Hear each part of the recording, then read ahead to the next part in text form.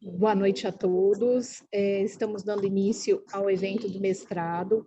No evento de hoje, a gente vai abordar o tema da anticorrupção, de práticas anticorrupções e sua relação com as práticas empresariais.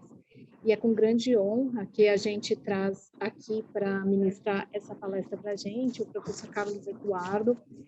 Ele é delegado da Polícia Federal e é especialista nesse tema, atuou na coordenação de crimes cibernéticos, na parte estratégica da polícia, e também foi professor da Academia da Polícia e professor convidado da UNB. Ele cursa mestrado atualmente na UNB. E então agradeço muito, professor, por ter aceito o convite de estar conosco e estar ministrando essa palestra. O tema de anticorrupção é um tema que eu acho bastante relevante, que tem ganhado bastante impacto desde que surgiu, né, a lei anticorrupção. E eu tive a oportunidade de já escrever também um artigo relacionado a como essa lei afetou os controles internos, e é um tema que eu vejo até na nossa área contábil a gente tem muitas citações relativas a esse tema, então é um tema que tem ganhado importância. Então agradeço o convite e passo a palavra para o senhor. Bom, boa noite, acho que são boa noite, né? 6 e pouquinho. Boa noite a todas e a todas. É um prazer, né, participar desse evento acadêmico. Queria agradecer à professora Juliana pelo convite, né, e poder falar um pouquinho sobre o tema, né, do enfrentamento à corrupção. Nós combinamos, né, professora, que o evento deve ter até 1 hora, né, para a gente poder, né, explorar o assunto. Vou fazer uma breve introdução, um sobrevoo, né, nas práticas e no campo normativo do combate à corrupção, rapidamente, até 30 minutos, e depois a gente aproveita melhor o tempo para fazer um debate, né, aprofundar algum tema que seja do interesse da turma. Então, o combate à corrupção, ele é um assunto que entrou, né, vem entrando cada vez mais na agenda do país, né? Ele é um tema que é bastante denso. Se a gente fosse tratar das leis, de todos os aspectos que envolvem, né, o enfrentamento à corrupção, tanto na prevenção como na repressão e responsabilização, levaria um curso de 6 meses a 1 ano. Então, a ideia realmente é fazer um sobrevoo, né, e depois a gente... E a vantagem hoje, né, professora, dos encontros virtuais, é que ficaram muito mais fáceis, né? Estou aqui em Fortaleza, na minha casa, em casa, e participando do evento com vocês. Então, hoje ficou muito fácil a gente participar. Então, 1, 2, 3 vezes ficou... o que antigamente envolvia deslocamento para lá e para cá, hoje não. A gente liga o celular e participa. Então, já advertindo que a minha filha, de 7 aninhos, ela adora eventos, adora live, adora aula. Então, toda vez que eu falo, olha, papai está entrando em aula, não entra. Aí ela entende, papai vai entrar em aula, já eu entro. Então, daqui a pouco ela vem, ela e o cachorrinho, então vocês não estranhem não, porque ela sempre chega. Tá? E ela chega por trás, abrindo a janela, assustando mesmo. E às vezes ela pega o celular e sai correndo. Então, se acontecer, já sabe que foi. Foi a minha filhota que pegou o celular e falou, papai, vou levar. Mas depois eu recupero. Vai ser nossa convidada de honra. Ela adora. Então, né, o tema de corrupção, eu pretendo, né, nessa conversa, trazer um aspecto, né, uma visão um pouquinho diferente, né, da que a gente vê no dia a dia, né, nas visões mais tradicionais. A gente sempre enxerga, né, a corrupção, ou sempre se debate a corrupção sobre o enfoque do funcionário público, né, do servidor público, que pratica uma ilegalidade visando ter uma vantagem pessoal, patrimonial, financeira. Mas acho que a gente tem que entender o fenômeno da corrupção como algo mais amplo, algo que realmente causa prejuízo, e não é um prejuízo financeiro. Para mim, o mais grave da prática da corrupção, do ilícito, é a contaminação, a corrosão do ambiente de negócio público e privado. A alteração da escolha, o comprometimento da escolha do melhor serviço público, comprometimento da escolha da melhor obra pública, a deficiência na qualidade da prestação do serviço público, ou seja, que acaba prejudicando o cidadão, acaba prejudicando a pessoa destinatária do serviço, tanto obra como serviço. E também um ambiente ruim, um ambiente não saudável das práticas de negócio dentro do país.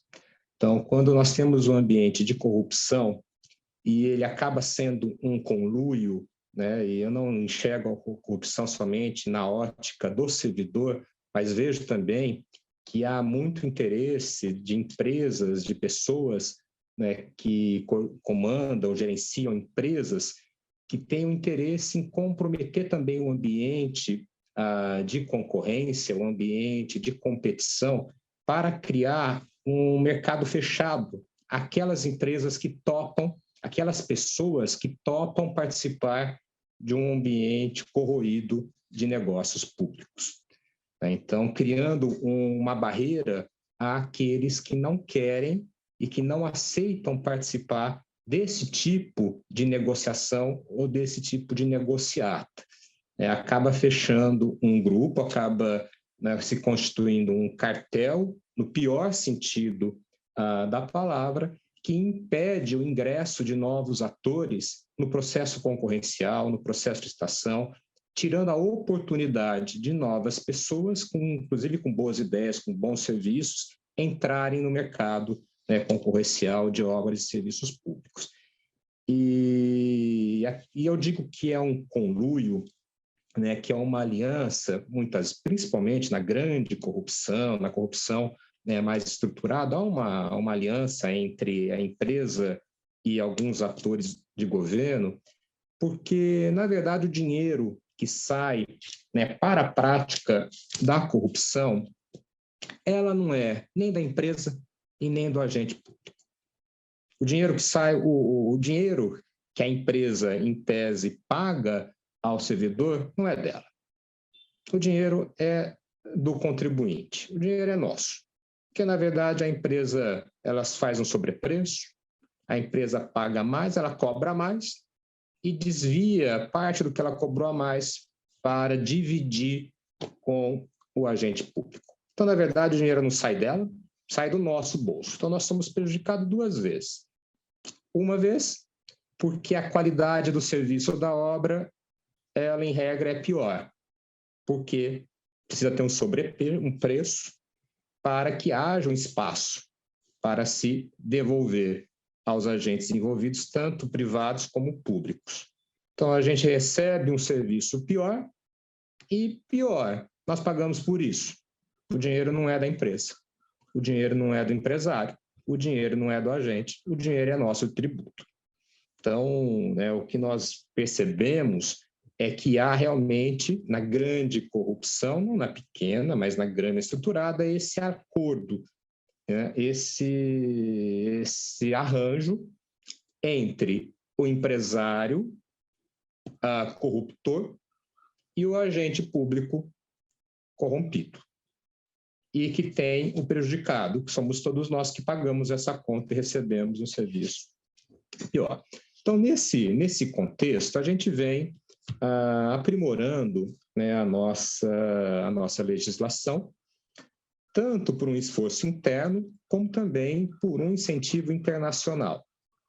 Nós tivemos vários instrumentos normativos internacionais, principalmente as convenções de Mérida e Palermo, Palermo sobre o crime organizado e Mérida sobre o enfrentamento à corrupção, que estimularam os países a desenvolverem mecanismos e instituições para enfrentar a corrupção, tendo em vista que o comércio hoje ele é global, e qualquer medida que quiser ser minimamente efetiva, ela tem que ser pensada também em termos globais. Então, nesse aspecto, houve entendimentos internacionais e o Brasil também entrou nesse contexto e enfrentar a corrupção interna e punir também a corrupção praticada por agentes brasileiros no exterior, por empresas brasileiras no exterior, tentando criar, então, um ambiente de melhor concorrência entre os atores públicos e privados. Então, nesse sentido, a gente vem aprimorando, a partir principalmente de 2003, 2004, nós estamos construindo dentro do país diversos instrumentos normativos e institucionais. Nós tivemos a instituição da ENCLA, que é a Estratégia Nacional de Combate à Corrupção e à Lavagem de Dinheiro, que ela é coordenada no Ministério da Justiça, no DRCI, que é o Departamento de Recuperação de Ativos e Cooperação Internacional. Vale a pena estudar, o trabalho da ENCLA, é importante para quem não conhece, que conheça. É um esforço interinstitucional, de todos os setores, públicos e privados. Então, nós reunimos diversas instituições federais, estaduais e municipais, dos governos executivo, poder judiciário, poder legislativo e entidades da sociedade civil, associações, enfim, todo mundo que é interessado no combate à corrupção, para estudar o fenômeno, identificar lacunas instrumentais e normativas, propor evoluções procedimentais e legais e acompanhar a implementação das medidas que forem adotadas. Então, são reuniões que acontecem mensais, com uma grande plenária que acontece ao final do ano, de avaliação do que foi desenvolvido ao longo do ano e criação de novas atividades, novas tarefas, novos grupos de trabalho para o ano seguinte. E cada grupo de trabalho tem uma coordenação e durante o ano esse grupo de trabalho vai apresentando o resultado e depois gera as atividades derivadas. Então, com base em ações da ENCLA, nós tivemos uma série de medidas procedimentais e também normativas, como a Lei de Combate ao Crime Organizado, a Lei de Lavagem de Dinheiro, a Lei Anticorrupção, que é a nova lei que trouxe um aspecto administrativo e civil, não mais só criminal. Então, ela trouxe esses outros elementos, e a gente vai abordar ela com um pouquinho mais de profundidade. Além da instituição da CGU, da Controladoria Geral da União, instituições de laboratórios de lavagem de dinheiro para combater a corrupção e a lavagem, instrumentos normativos no campo do combate à corrupção e ao crime organizado, como a colaboração premiada e o seu paralelo, que é o acordo de leniência na esfera civil e administrativa, instituições de controle também no âmbito estadual e municipal, controladorias de Estado. Em São Paulo, nós temos a Controladoria Geral do Município, que é o órgão de integridade, compliance, controle interno dentro do Poder Executivo. Isso tem esse modelo sendo expandido para todas as áreas. E, no nosso campo federal, nós tivemos a adoção, a compreensão e a identificação do combate à corrupção como um dos temas prioritários na atuação da Polícia Federal, e que desde 2000 e pouquinho, 2001, 2002, 2003, a gente vem canalizando muitos esforços para enfrentar esse tema. E isso tem nos permitido ter um avanço. É um processo. A gente diz que qualquer né, tipo de ilícito, a gente nunca tem um ponto final, a gente está sempre, né, em evolução, porque o crime também, o ilícito também evolui, se adapta, e a gente tem que estar sempre, né, buscando formas de enfrentar, né, com o menor tempo possível para conseguir detectar, responsabilizar e fechar, né, aquela janela, né, aquele buraco que se detectou por onde o ilícito estava passando. Então, a gente conseguiu no Brasil, ao longo dessas 2 últimas décadas, melhorar muito em termos normativos, né? Então, Palermo e Mérida, as nossas leis de combate ao crime organizado, uma lei moderna, a lei de lavagem de dinheiro também, né? Que antigamente era de difícil aplicação, porque nós tínhamos que provar o crime antecedente, né? Então, hoje não, a gente mostra, né, que há uma ocultação de patrimônio e essa ocultação tem origem ilícita, você não precisa comprovar o crime antecedente, você comprova a ocultação do recurso, a lavagem de dinheiro, então isso, né, trouxe maior efetividade em aspecto normativo. A lei, né, de combate à corrupção, do crime organizado, que trouxe vários instrumentos normativos, e agora a lei anticorrupção. E o que a lei anticorrupção ela traz de inovação? Né? Primeiro é a responsabilidade objetiva das empresas. O que significa responsabilidade objetiva para quem não é no mundo do direito? Nós temos 2 tipos de responsabilidade. A subjetiva, né, na qual você precisa provar que a pessoa teve uma intenção, que a gente chama de dolo, ou que ela teve uma ausência de cuidado. A ausência de cuidado que a gente chama de culpa. Ou ela foi imprudente, ela agiu sem pensar direito, ou ela foi negligente.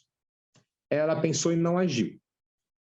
Então, nós temos 3 tipos de culpa: a por imprudência, a por negligência, a imperícia, quando ela deveria saber um conhecimento técnico e ela não tinha, e ao não ter e tentar ocupar uma função que era técnica, ela foi imperita. Então, são os 3 tipos de culpa que envolve responsabilização subjetiva, quando a pessoa age, né, por imperícia, ela não tinha conhecimento técnico para agir; por imprudência, ela agiu e não pensou; ou negligente, ela pensou e não agiu. Em regra, né, essa é a responsabilidade que nós temos no dia a dia. Ou a gente tem dolo, a gente quer praticar uma conduta e o resultado, ou assume o resultado, ou a gente pratica a conduta e não queria o resultado, mas a gente não teve o cuidado necessário. Na responsabilidade objetiva, você não discute se a pessoa quis ou não quis. Você somente relaciona a conduta ao dano. Houve a conduta? Houve. Houve um dano? Houve. Se há conduta e há o dano, a pessoa é responsável. Então, isso implica um dever de cuidado muito maior à empresa, porque ela é responsável pelo dano que ela causar.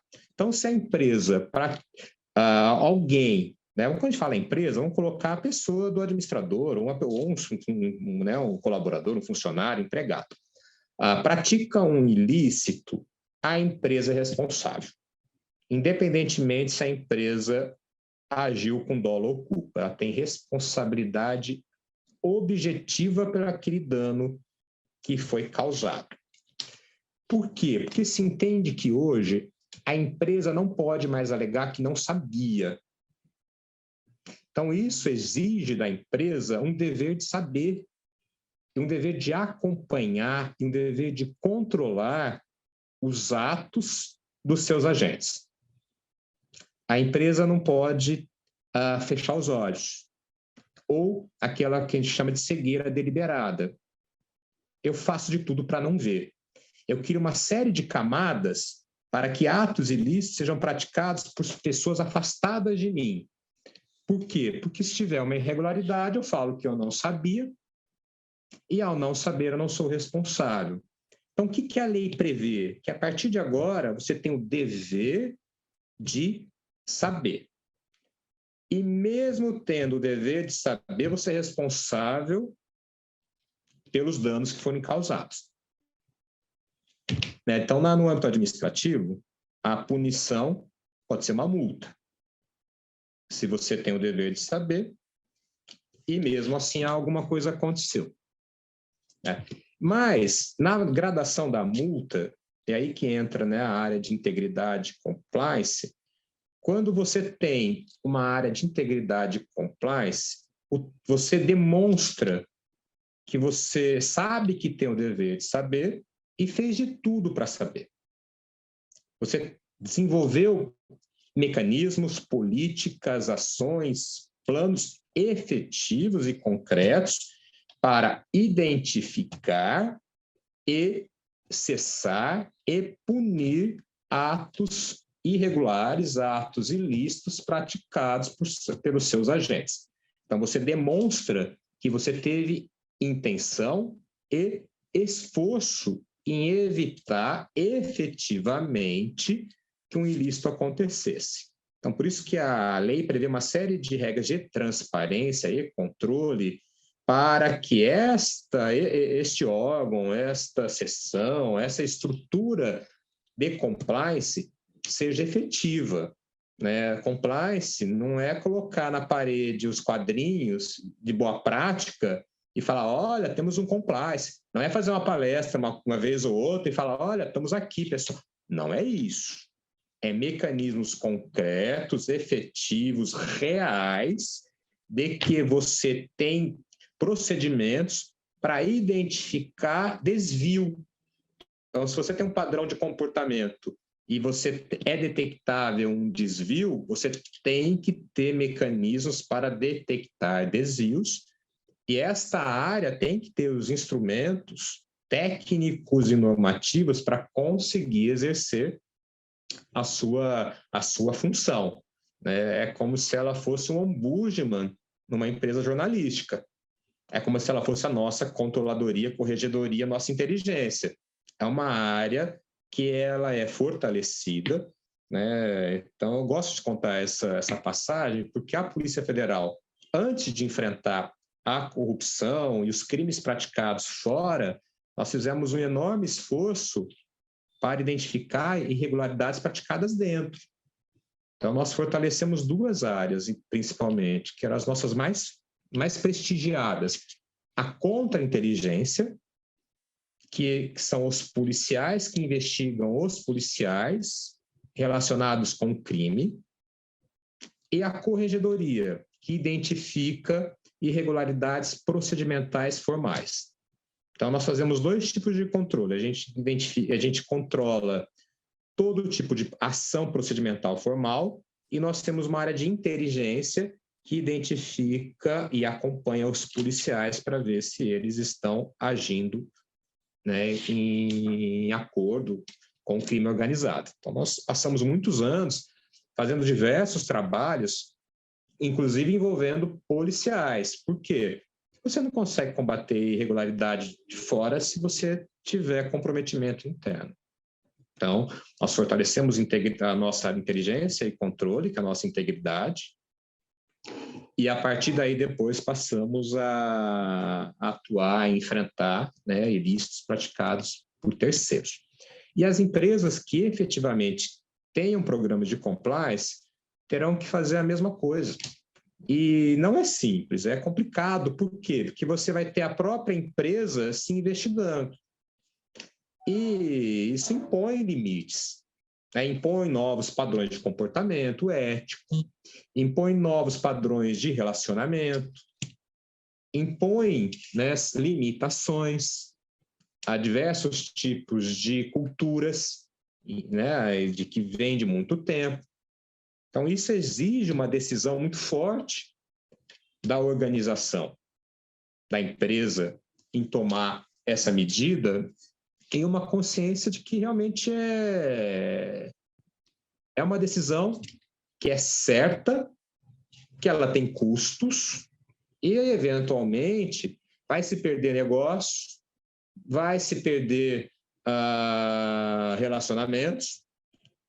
Por quê? Porque o ambiente naquele momento não permitia um relacionamento que não fosse de alto risco. Então, a área de compliance vai falar alto risco. Não. Às vezes o empresário, ou, né, o gerente, ou fala, não, mas a gente vai perder o negócio. Vai. Por quê? Porque enquanto a gente não mudar todo o modelo, e não, né, mudar o modo de relacionamento, participar desse processo é de alto risco, pode trazer consequências danosas para a gente, nós vamos tomar a decisão de não participar. Então, esse foi o grande esforço da lei anticorrupção. Transformar o custo da transação da corrupção em uma escala muito mais elevada. Que as pessoas falem, eu não vou participar. Eu não vou participar. E, além disso, eu não quero que ninguém participe. Eu não quero que ninguém participe, porque se alguém participar, vai me prejudicar. Então, se eu sou uma empresa e eu tenho um ambiente de negócio comprometido, eu vou lutar não para ganhar ele no ambiente comprometido, mas eu vou lutar para que ele não seja mais comprometido. Por quê? Porque se ele for comprometido, eu não vou entrar porque o custo é alto, o risco é alto. Mas eu quero negociar. Eu vou lutar para que esse ambiente não seja insalubre, não seja de risco tão elevado. Então, esse foi o espírito da lei anticorrupção, né? Então, ela prevê a instituição de canais de ouvidoria, né, para que as pessoas possam relatar, né, para que elas sejam estimuladas a relatar, que os membros da área de integridade tenham proteções, autonomia, independência. É a mesma coisa que os órgãos de investigação e controle. A gente tem que ter um tipo de preservação, porque nós vamos enfrentar muitas vezes quem está ali, o administrador. Então, se não tiver um mecanismo de proteção, uma garantia, né, uma prerrogativa para exercício da função, né, a função vai ser comprometida. Então, cria-se regras, políticas, ações, instrumentos de ouvidoria, equipes especializadas em gestão e avaliação de risco, exatamente para você demonstrar, primeiro, que está adotando as medidas efetivas para evitar que algo aconteça. E segundo, para que você demonstrar que você está disponibilizando canais para receber, né, informações sobre desvios, e também que você está comunicando à alta direção do que está acontecendo, dos riscos envolvidos, para que ninguém depois fale que não sabia. Então, pode-se tomar a decisão de fazer, mas vai ser uma decisão ciente e com toda a responsabilização, né, que é aplicável a uma irregularidade. Então, a lei, né, anticorrupção, ela trouxe esse aspecto. A lei penal é muito voltada para o servidor público, e a lei servidor público e o agente corruptor, e a lei anticorrupção é voltada para a empresa. Falar, empresa, vem participar. Por quê? Porque vai ser bom para o ambiente de negócio, vai ser bom para todo mundo, que a gente não tenha um ambiente comprometido, porque vai ter uma concorrência maior, você não vai precisar, quem não quer participar vai ter espaço, e quem quer participar vai ser responsabilizado e vai sair do meio. A empresa, né, as pessoas vão sair do meio. Então, nós temos, né, na lei anticorrupção, um processo que ele é de apuração de responsabilidade, que é conduzido no órgão envolvido, um processo administrativo, né, de responsabilização, que ele vai apurar se houve uma irregularidade ou não. E a CGU, no caso federal, ela tem uma competência concorrente. Ou seja, ela pode instaurar também ou ela pode avocar. Se ela entender que o órgão não está conduzindo ao processo de responsabilização da forma correta, ela fala, não, passa para cá que eu vou fazer. Tá? E isso tem espelhamento também nos estados e municípios, cada um vai regulamentar o seu, mas em regra, né, o órgão ou a controladoria de forma concorrente, ela que conduz esse processo. E na parte administrativa, a punição é a multa para a empresa. Pode ser que se entenda que a multa é uma punição muito, muito pequena, que tem que ter uma punição mais elevada. E aí, então, se entra na fase judicial da responsabilização, que na fase judicial de responsabilização, que é conduzida ou pela advocacia, né, dos entes ou pelo Ministério Público, aí você tem, né, uma possibilidade de uma pena maior. Né? Você pode suspender as atividades, você pode dissolver a pessoa jurídica. Evidentemente que se evita, né, e se deve evitar a todo custo a suspensão ou a extinção da pessoa jurídica, né? Porque uma pessoa jurídica, ela tem uma atividade, ela tem empregados, ela tem pessoas, enfim, né? E se o ato praticado foi por pessoas físicas, o ideal, né, é que você afaste a pessoa física, responsabilize a pessoa jurídica pelo dano, mas não acabe com a empresa, né? Enfim, mas fica essa possibilidade. Acho difícil, a não ser que seja uma atividade muito ilícita, que a própria atividade seja danosa, a princípio não se extingue, né? Não se caça a empresa, a organização. Então, você tem essas medidas judiciais que são mais profundas, são mais severas, por isso que a legislação atribuiu ao Poder Judiciário fazer essa punição, tendo em vista, né, que é uma punição mais dura, né, bem mais severa às pessoas jurídicas. E, além disso, a lei ela trouxe a possibilidade, o estímulo, para que a pessoa jurídica ela se arrependa, né? Então, ela fala, olha, parei, não faço mais. Mas ela tem que ser a primeira a procurar, né, no caso federal, a CGU, e a propor, a pedir um acordo de leniência, que é muito semelhante ao que nós vimos em acordo de colaboração premiada. O acordo de leniência, a empresa, ela relata, ela assume, né, as irregularidades que ela praticou, ela relata as irregularidades praticadas por outras pessoas, assume o compromisso de não fazer mais, evidentemente, ressarce o dano causado e pode receber algumas penalidades, principalmente multa. Né? Então, o acordo de leniência também é nessa expectativa de tentar trazer para o combate, para o lado do enfrentamento, aquelas pessoas que participaram e que entenderam que não valia a pena, né? E que, que um novo modelo de relacionamento é possível e é desejado. Né? Então, houve uma discussão muito grande no âmbito federal, qual seria o órgão competente para o acordo de leniência, né? E hoje tem-se a decisão de que o acordo de leniência no âmbito federal é feito pela CGU. Tá?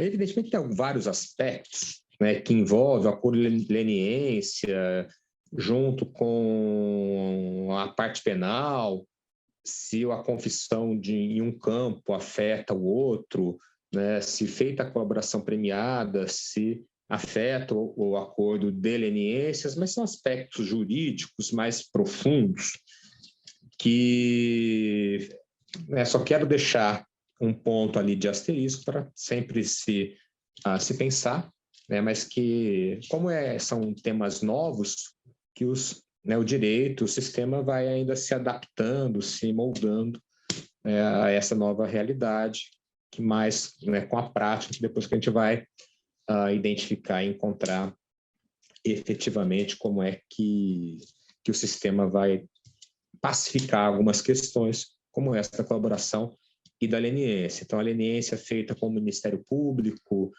ela tem efeito em relação aos outros órgãos, né? A colaboração feita tem efeito sobre a leniência, e isso é uma série de questões que impactam acordos com o CAD ou com outros órgãos administrativos de controle da atividade econômica. Então, são alguns temas que que eu vou só trazer para reflexão depois, para a gente aprofundar em outro momento. Tá? Então, então, esse foi, na verdade, essa grande proposta da lei anticorrupção. Né? Mudar o enfoque que a gente tinha muito nas atividades individuais de pessoas, tanto das pessoas físicas corruptoras e das pessoas físicas corrompidas, para tentar entender a dinâmica, né, o funcionamento da prática, né, de corrupção num aspecto mais amplo. E efetivamente tentar, bom, como é que a gente consegue mudar? Né, mudar e colocar, né, iniciar uma nova página. Então, hoje eu penso que nós temos bons instrumentos, né, para conseguir mudar. Agora, o nosso desafio é sempre a parte da implantação. Né, como é que a gente vai implantar e, principalmente, convencer as pessoas, né, de que, tanto no serviço público como na atividade privada, que não vale a pena, né, que não vale a pena praticar irregularidade. Que oportunidades para ilícitos sempre vão acontecer. Então, nós temos que diminuir a oportunidade, e isso a gente consegue, né, melhorando transparência, e para mim a transparência é o principal fator que consegue evitar irregularidade. Quanto mais transparência, quanto mais abertura, quanto mais exposição tiver, menos a chance de uma irregularidade. Então, toda vez que a gente vê algo secreto, sigiloso, que envolva relacionamentos públicos, é algo que chama a atenção. Né? Então, a transparência ela é fundamental. E por isso também outra, né, medida normativa que foi muito importante foi a lei do acesso à informação, a lei da transparência. Né? A lei do enriquecimento ilícito também, né, para o servidor público. Hoje, nós temos um procedimento administrativo que apura, uma sindicância, que apura, né, a evolução patrimonial não justificada. Então, o Sobral é delegado da Polícia Federal, recebe um valor fixo por mês.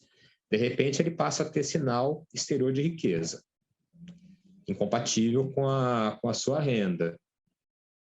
Aí isso é percebido, né, pela instituição. A instituição hoje ela tem que abrir uma sindicância e falar, bom, Sobral, e aí? Como é que você explica?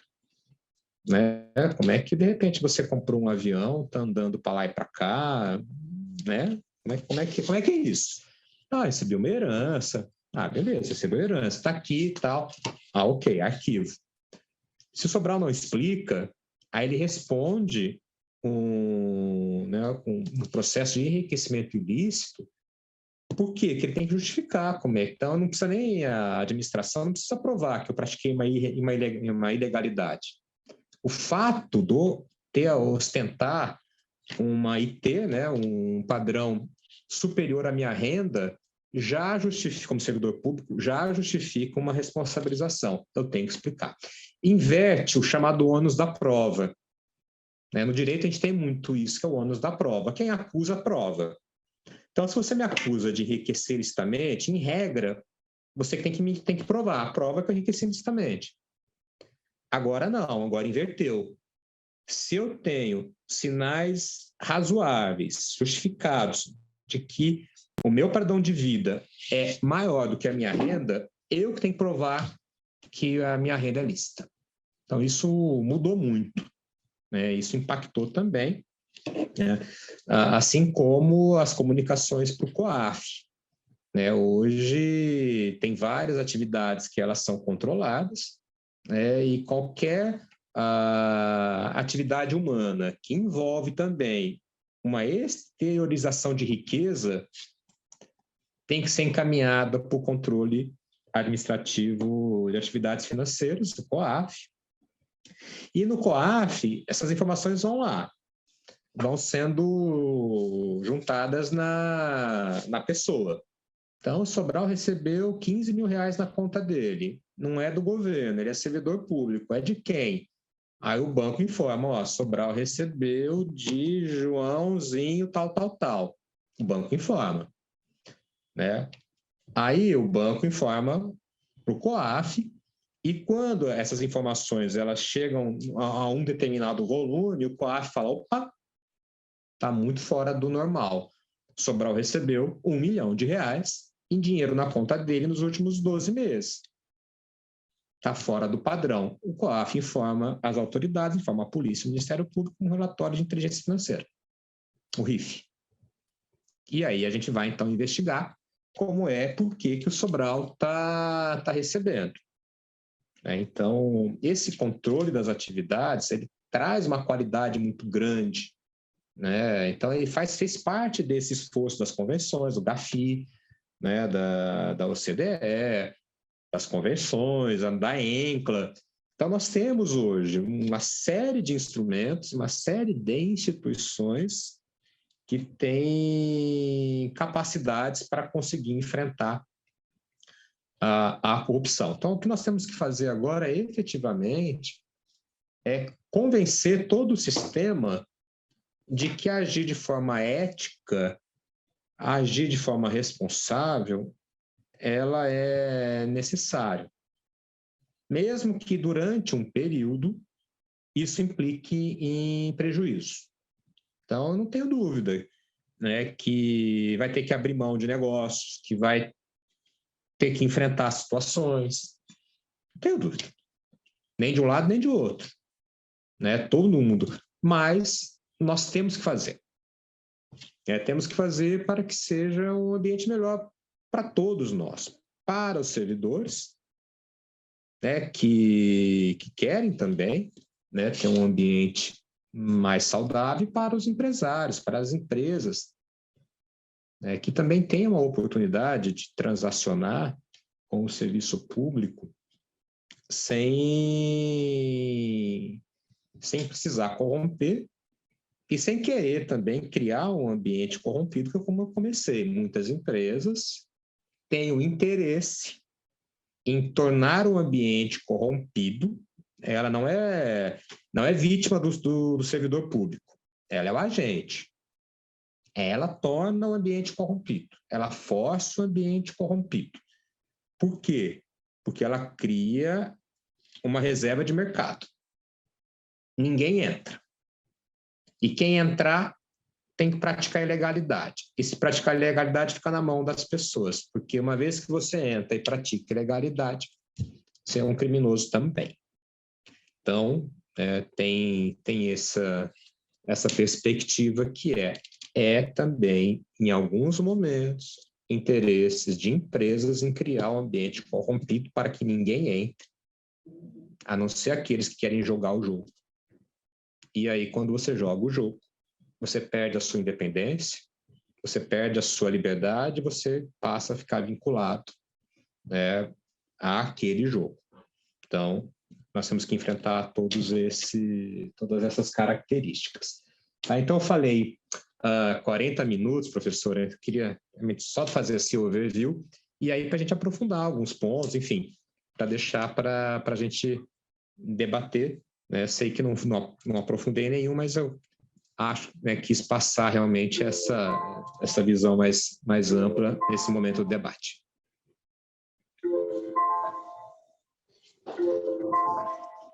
Ok, muito obrigada, professor. Nossa, eu estou aqui com uns 20 post-it com ideias de pesquisa a partir da apresentação.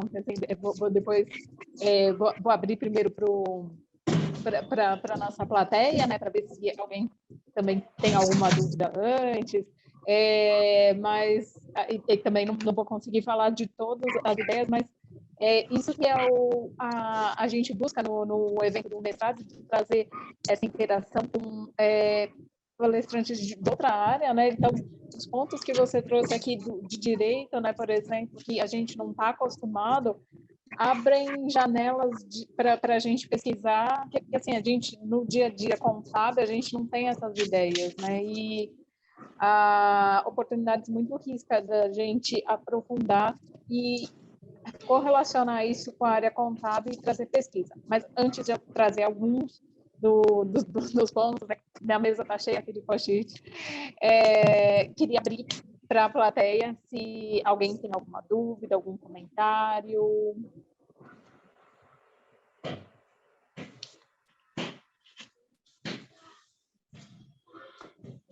Não? Está aqui no chat.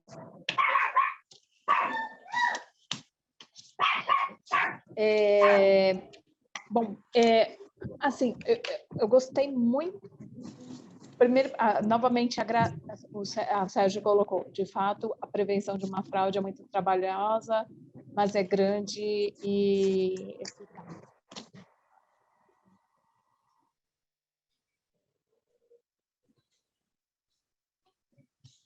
Do que uma punição. Obrigada, Sérgio.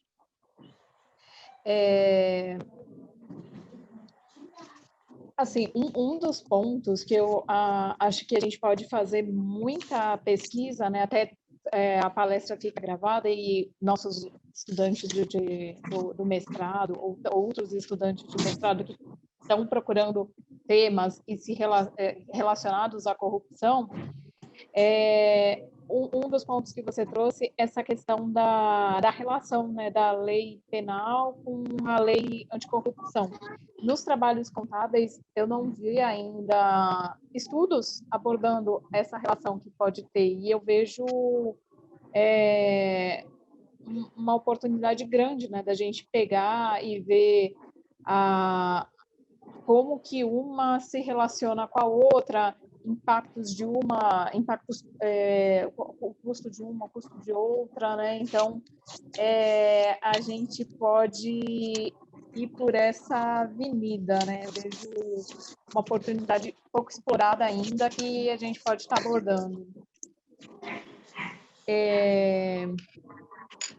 Também, são tantas coisas. A gente, aqui a gente tem focado bastante com a questão do uso de dados, da tecnologia de informação para tomada de decisão. E o exemplo aqui do COAF, né, que você trouxe, como que ele usa os dados da inteligência e como que traz como que usa essas informações e faz a aplicação, a gente também pode trazer isso para a nossa área. Enfim, nossa, tem tanta coisa que, assim, tem muita ideia de pesquisa que se alguém depois assistir sobre o vídeo... o diálogo das áreas, né, professora, o que acontece? Quando tanto a empresa como a pessoa física vai fazer um acordo, seja colaboração premiada, ou seja leniência, ela vai relatar fatos. E no direito, os fatos podem ter várias repercussões penais, administrativas. Então, quando você vai fazer um acordo, você faz um acordo relatando o fato e tentando compor com as repercussões. Você narra fato para tentar diminuir uma punição, uma multa.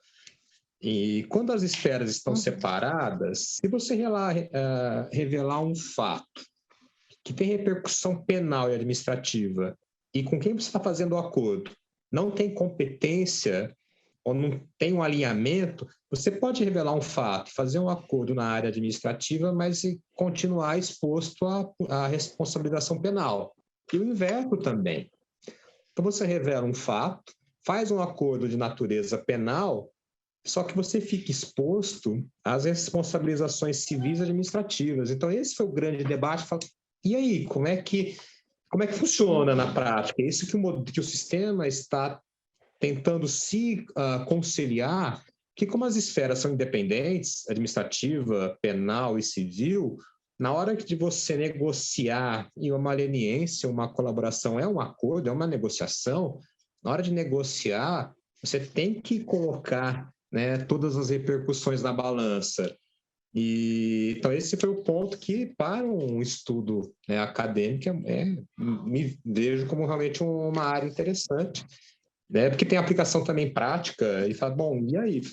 Enfim, então, como é que essas três esferas, civis, administrativa e penal, vão dialogar para, né, trazer até passou rapidamente no chat, não estou vendo aqui, mas eu vi a insegurança, até para diminuir a insegurança das pessoas envolvidas, para a gente também ter um ambiente que as pessoas tenham mais estímulos a relatar, que a gente quer que a pessoa relate, não faça mais, relate, a gente consiga desarticular, né, aquela engenharia que foi montada para que não aconteça depois novamente. Então, é um ponto que realmente ele é complexo, não é simples, não, né, porque envolve instituições com competências constitucionais diferentes, com visões diferentes, com propostas diferentes e que tem que dialogar para se alcançar um resultado melhor. É algo realmente a ser refletido. Sim, e agora quando você colocou do desafio, e também durante a palestra, né, que você colocou o desafio, a gente vê na contabilidade, acho que no direito talvez não aborde, mas na contabilidade a gente vê muita questão da teoria da instituição, né, da teoria institucional, em que a gente vê alguns processos de resistência para a implantação, né? E acho que a gente poderia, no ramo contábil, aplicar bastante essa teoria para mostrar alguns pontos, explorando o desafio da implantação, né? Que nem você colocou, mostrar que não vale a pena, mas a gente vê um dos pontos que a gente encontra, né, nessa teoria tem a resistência dos empregados, por exemplo, que acho que isso vai mudar os processos de trabalho, né? E eles podem até reforçar e mostrar, achar que vale a pena, mas a lei mostrando que não vale a pena, tendo esses instrumentos para demonstrar que não vale a pena. E abordar esse desafio da implantação, acho que é outra avenida que a gente tem para pesquisar, né, no ramo contábil, abordar o desafio da implantação sobre a ótica da teoria institucional. Com certeza, essa mudança cultural, né, talvez seja um dos maiores desafios que nós temos no âmbito das organizações, né, como mudar uma gestão de mudança, e que traz realmente o receio para quem, né, está estável num determinado cenário e se imagina num outro cenário, quais as implicações para aquela pessoa, naquela atividade, naquele processo que ela desenvolve, né, os impactos, realmente e como mitigar, né, como reduzir esses anseios, essas angústias, enfim. Realmente é um tema bem, bem rico para estudo, né? Em relação à cultura mesmo, né, também ver quais valores, se tem alguns tipos de valores que estão mais associados ou menos associados à facilidade da implantação, né? Então a gente usa bastante o modelo de STEM para ver a questões culturais. Então, ver será que tem algum valor mais associado ou menos associado, eu acho que é outra oportunidade da pesquisa. Enfim, tem muita oportunidade de pesquisa. Quando a gente começou, professora, na parte interna, eu lembro, eu entrei na Polícia Federal em 2003, tem quase 20 anos. E quando a gente começou a fazer, né, a parte de controle interno, principalmente, havia uma percepção nas organizações de Estado de que o ideal era estancar o sangramento, afastar a pessoa, quase que colocar em aposentadoria e não divulgar, porque a divulgação de uma irregularidade poderia comprometer a imagem da instituição. Isso acaba que é compartilhada, e muitas vezes ainda hoje é compartilhada em diversas organizações públicas, né, que é o melhor, você não divulgar para não gerar uma visão, uma imagem de que você tem problemas. E a gente fez exatamente o contrário. A gente passou a divulgar, né, e construir uma cultura de intolerância com o ilícito. quando nós fortalecemos as nossas áreas internas e elas passam a ser as mais prestigiadas, com os maiores recursos, maiores capacidades, né, com maiores oportunidades de treinamento, de capacitação, de evolução na carreira, né? Então, quem atuava na inteligência, na contra-inteligência, investigando colegas, eram as pessoas que tinham maiores oportunidades de ascender na instituição, para demonstrar que era uma decisão muito clara de não permitir ilícito. Evidentemente que aconteciam, e pode acontecer ainda, talvez não no mesmo patamar, né? Mas a gente foi mudando a nossa cultura para transformar em algo intolerável a irregularidade criminal. Questões procedimentais acontecem, então a gente tem essas dimensões. Uma coisa é a pessoa participar de um crime, né, desviar dinheiro, praticar uma violência. Outra coisa é a pessoa não despachar num procedimento em 5 dias. São dimensões totalmente distintas. Então, a dimensão da ilegalidade criminal a gente trata com a severidade. Então, a gente mudou nossa cultura, e isso foi ao longo de 20 anos. Então, não foi fácil, foi doído, foi sofrido. Né? Então, realmente, mas foi necessário. Né? E, evidentemente, também é um processo. Se for abandonado, né, a reafirmação deste valor, ele acaba, né, na nossa natureza, a gente vai, né, se justificando. E a prática da ilegalidade, ela tem o seu fundamento principal na justificação. A pessoa vai se justificando. Ela praticou um ilícito pequenininho, ela se justifica. Ela pratica um maior, ela se justifica. Ela pratica um outro maior, ela se justifica.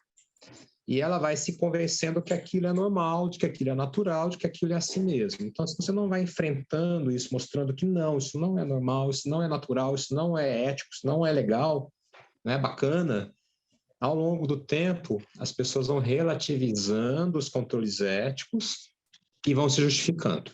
Então, por isso que é um processo cultural contínuo, ele é permanente. Mesmo porque as pessoas, e isso é interessante, tem uma cultura organizacional, mas você tem pessoas entrando, né? Mesma coisa na sociedade. Você tem pessoas entrando. Se você não for incorporando a cultura nas pessoas que estão entrando, daqui a pouco aquele valor que tinha não existe mais. Então, a mudança, né, o valor cultural, né, como a pessoa se enxerga dentro da organização, também é um processo de construção diária e permanente, assim, é sempre. Por isso que, né, a gente tem a cultura como talvez um dos principais ativos, não único, porque só a cultura também, a gente vê que muitas vezes, quando tem ações para tentar contornar a cultura, muitas vezes ela tem sucesso, porque só a cultura também, ela muitas vezes não consegue ser a barreira que a gente imagina. Então, tem que ter a cultura e tem que ter as instituições, tem que ter os mecanismos, uma coisa aliada à outra, trocando, né, experiências, avaliações, cultura e instituições, para que a organização consiga, né, manter aquele valor ao longo do tempo. E que nem você colocou essa estratégia, né, de alinhar a ascensão do funcionário em relação a incorporar, né, ou não essa visão, né, anticorrupção é relevante para a gente ver como que eu posso tá fazendo como eu posso estar estimulando, né, os empregados a de fato incorporarem, porque se eles não têm incentivos, acaba sendo mais difícil, né, de incorporar e de superar esse desafio. Então, na medida que a gente incorpora isso no mecanismo de motivação e de compensação do empregado, as barreiras para a implantação tendem a ser diminuídas, né?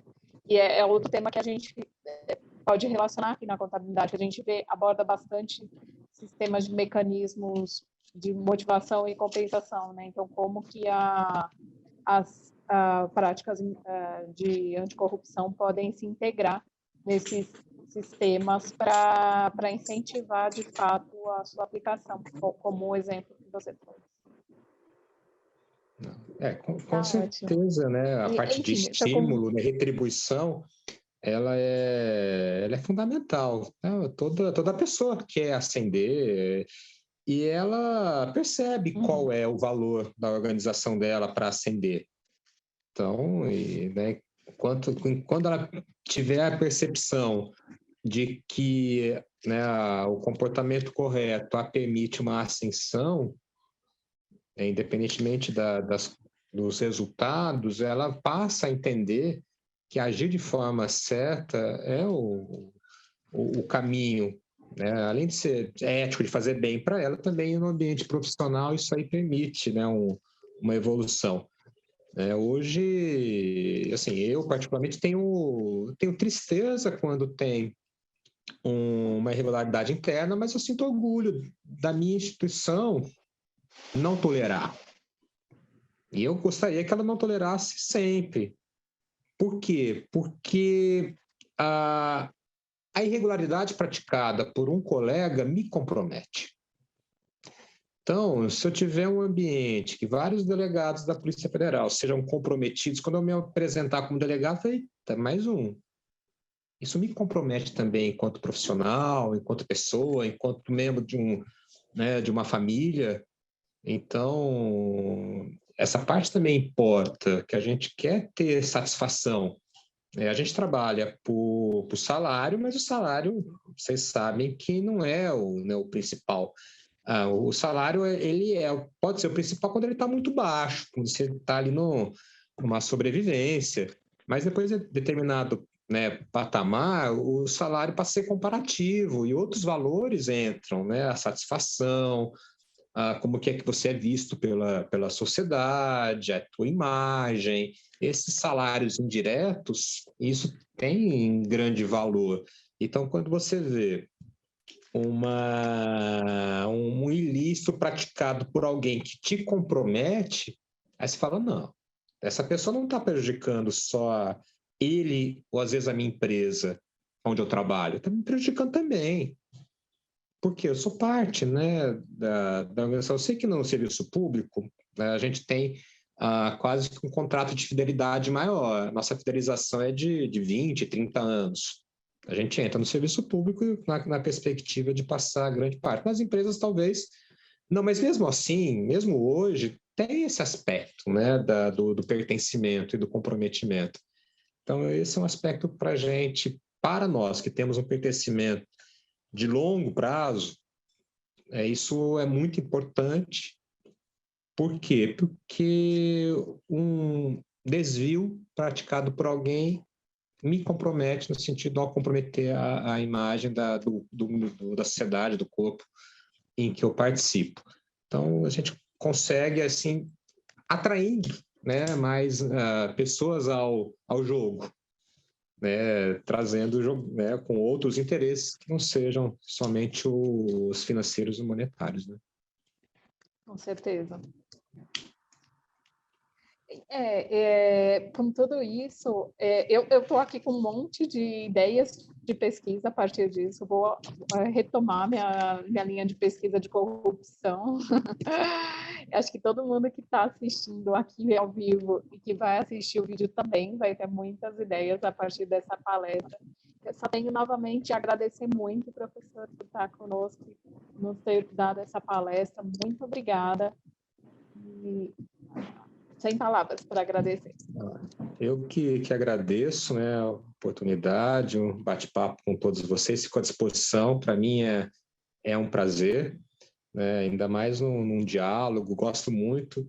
Eu gosto menos de aula, gosto mais do debate, mesmo porque aula, eu tenho uma grande dificuldade de saber se as pessoas estão interessadas naquilo que eu estou falando. Então, eu gosto do debate, porque a gente consegue, né, ir discutindo aquilo que é de interesse, né, das pessoas. Então, mas estou à disposição, tá?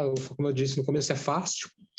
Hoje em dia a gente liga, né, o celular e está participando, então para mim é um prazer, sempre que né, tiver oportunidade, me convidem que eu participo. Muitíssimo obrigada. Então, assim, encerramos o evento do mestrado. Estará disponível a gravação no YouTube, na página do LinkedIn. Obrigada, professor, e obrigada a todos os participantes. Tchau, tchau. Obrigado, professora.